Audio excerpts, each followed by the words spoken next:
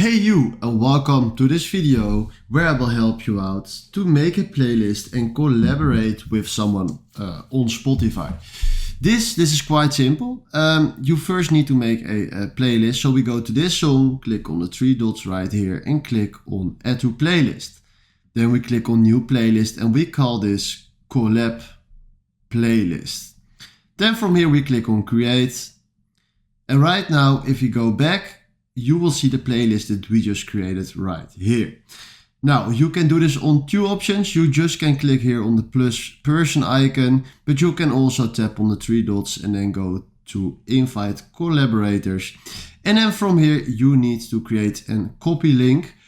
And after this, when you copy this link, you can send this to everyone. Now you can also place it on your story on Instagram so that if someone wants to join, he can join with this option just right here.